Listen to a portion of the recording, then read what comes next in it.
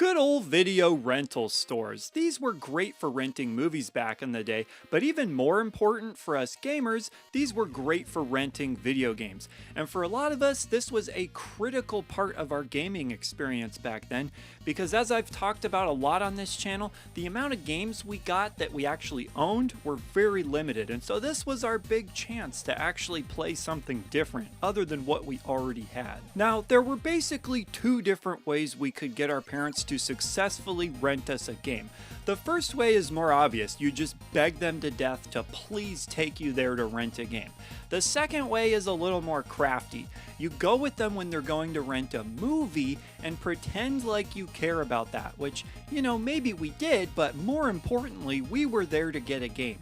And the idea was to try to sucker them into renting us a game once we were there. So, you show up at the video rental store and your parents or parent is looking at the movies. Meanwhile, we're looking at the games, and you find something that looks exciting, and then you bring it over to them and you're like, oh my god, I'm so excited for this, can I please rent this? And then you just cross your fingers at that point and hope they'll rent it for you. Now, when we did rent a game, it was really exciting because we got to play something that we didn't already have.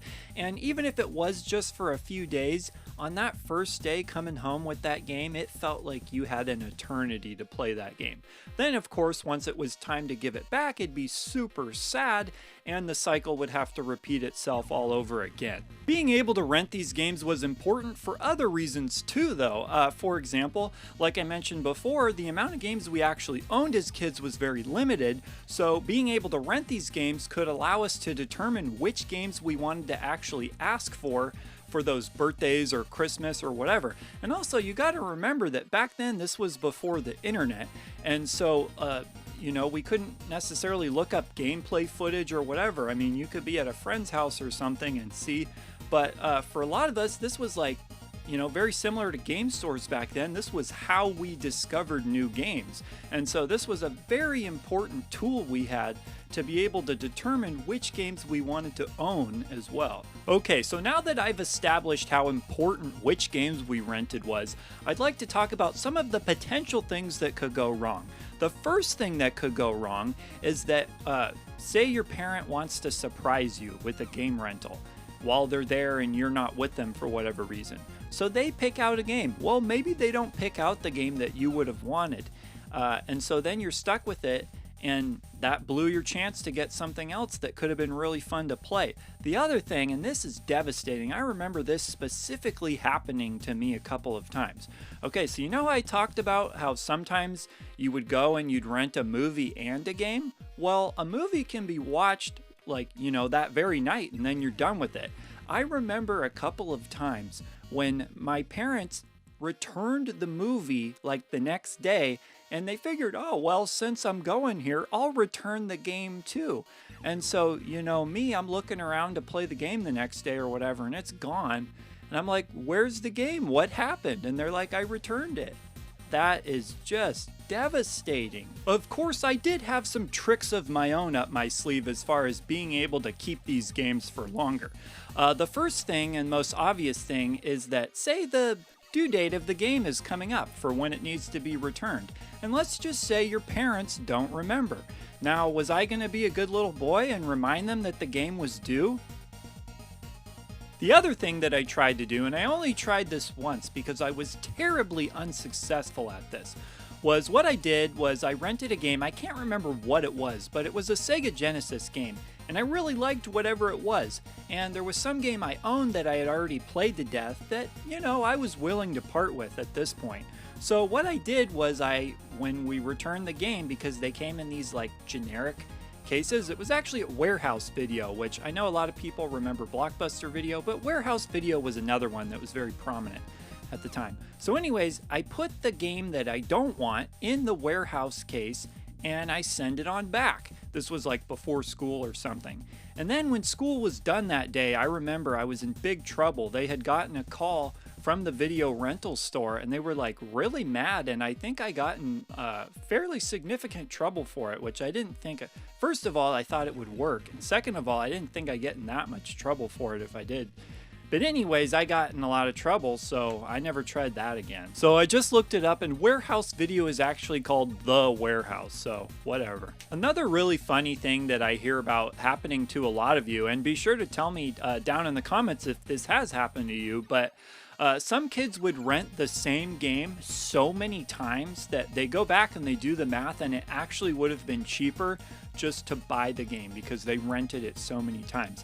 And the other thing is that kids, because of that, or maybe they just because they rent it a few times and, you know, become really attached to the game for whatever reason, will go back to that rental store years later, you know, when they're liquidating stock or whatever and they're selling off their games, and they'll try to buy the exact cartridge or copy of game that they had always rented because they just have this like sentimental attachment to it at that point. Some of the other really cool stories that I hear about these video rental stores is that back before the whole retro gaming craze started, and some of these stores were either starting to go out of business or just clearing out stock because back then it wasn't considered a big deal to move on to the next thing. It wasn't anticipated that these games would be worth so much. I remember a lot of people talking about how they would buy games for super cheap, like games from 1 or 2 generations back that the rental store was just selling off for dirt cheap. And sometimes, you know, with the box and manual and everything, which would be in great shape because they were never given out with the rental. So they were just like kept in the back or whatever. So yeah, I mean, that's something I wish I had been smart enough to do back when I was younger, but not a lot of people did, but the people who did, man, they scored big time. One other thing that I should mention is that it was also possible to rent entire systems or consoles from these rental stores. And I know a lot of you have stories about, say for like a birthday or a party or whatever, your parents actually renting you a system that you didn't have and being able to play it. And that would be really awesome because then not only did you get to play some new games, you got to play an entire new system that you didn't have. Anyways, I know that a lot of you have some great stories when it comes to video rental stores as well. And of course, I'd like to hear those as always. Whether it be a favorite game that you rented or just a particular experience that you remember really fondly, whatever it is, I'd like to hear it.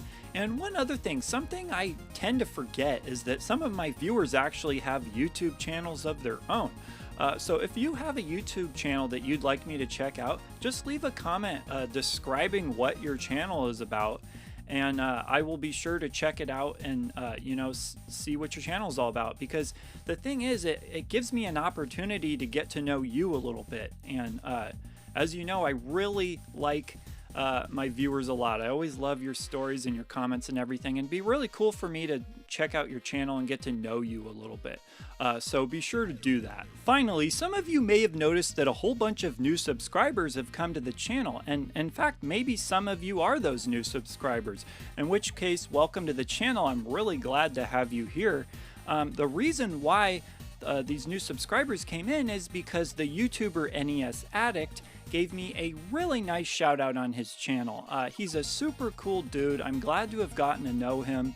And I will be sure to leave a link down below to the video where he talks about my channel. And then you can check out his channel from there. He's become a really big fan of what I do, and I'm really flattered and appreciate it.